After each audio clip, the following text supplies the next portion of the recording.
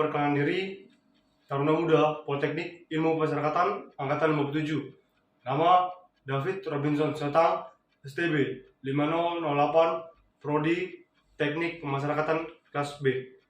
Izin dosen, pada video ini saya akan menyampaikan studi kasus mengenai politisasi identitas, gejala polarisasi, dan fragmentasi sosial yang berbasis SARA. Kita harus melihat gambar-gambar berikut. Seperti gambar ini, ataupun gambar yang di atas ini. Iya, sebentar lagi saya akan mengulas lebih dalam mengenai ketiga gambar tersebut. Indonesia adalah bangsa yang beragam, baik agama, suku, ras, dan adat istiadat.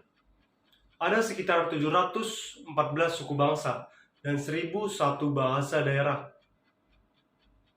Suatu sisi, kekayaan ini akan menjadi nilai lebih di mata dunia. Di samping itu, jika tidak dapat dimanfaatkan dengan benar, kekayaan ini akan berdampak negatif bagi bangsa kita. Salah satunya yaitu politisasi identitas, gejala polarisasi, dan fragmentasi sosial yang berbasis SARA. Politik identitas adalah sebuah alat politik suatu kelompok etnis, suku, budaya, agama, atau yang lainnya untuk tujuan tertentu. Misalnya, sebagai bentuk perlawanan atau sebagai alat untuk menunjukkan jati diri suatu kelompok tersebut. Misalkan, seorang politisi dari Jawa akan meyakinkan yang berasal dari Jawa juga atas asosiasi dari identitas diri.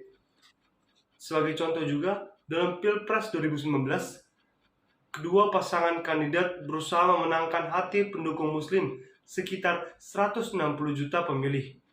Bapak Joko Widodo menggait Ketua Majelis Ulama Indonesia, Bapak Ma'ruf Amin, untuk memikat pemilih Muslim. Sedangkan Bapak Prabowo Subianto memakai kedekatannya kepada FPI dan Istimewa Ulama untuk memikat pemilih Muslim. Sebenarnya, politisasi identitas sudah sering digunakan dalam pemilu sebelumnya, hanya sebatas Jawa dan non-Jawa, dan tidak segamblang saat ini. Sejak saat Pilkada DKI Jakarta 2017, politik identitas Islam dianggap mampu menggerakkan massa. Dibuktikan dengan kalanya Bapak Basuki Cahayapurnama dalam momen Pilkada, meski saat menjabat menjadi Gubernur DKI Jakarta, approval ratingnya mencapai 70%.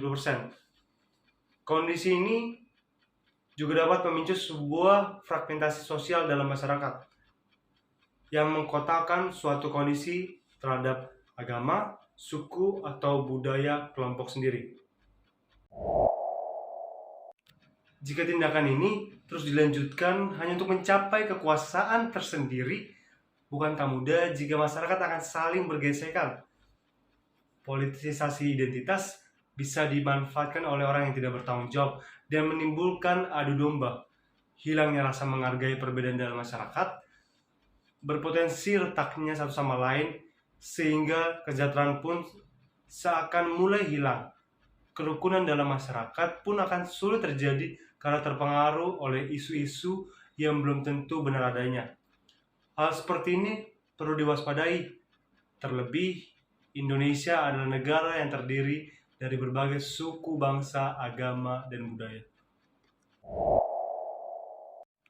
Apa aja sih langkah, solusi yang bisa kita lakukan untuk mencegah adanya perpecahan dalam masyarakat?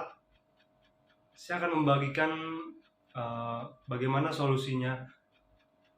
Yang pertama, dengan memanfaatkan kemajuan teknologi yang menarik bagi generasi muda dan masyarakat. Teknologi ini dengan tujuan untuk membagikan atau men-sharingkan suatu ilmu atau suatu konten yang bermanfaat, yang isinya tentang nilai-nilai positif. Bisa juga mengenai tentang nilai-nilai Pancasila yang dikemas lebih modern sesuai dengan kemajuan zaman. Lalu untuk selanjutnya adalah membumikan atau menanamkan nilai-nilai Pancasila melalui pendidikan atau pembelajaran berkesinambungan yang berkelanjutan di semua lini dan wilayah. Perlu ada kurikulum di satuan pendidikan dan perguruan tinggi, yaitu pendidikan Pancasila dan pendidikan kewarganegaraan. Kita sebagai masyarakat juga harus menyadari nih bahwa identitas politik itu wajar adanya. Tetapi jangan sampai itu menjadi politik identitas. Identitas politik pasti ada kok sebagai bentuk ciri khas yang dapat dimanfaatkan untuk saling melengkapi dan bekerja sama untuk kemajuan bangsa. Jangan sampai identitas politik ini atau ciri khas ini menjadi perpecahan, persatuan, dan kesatuan bangsa.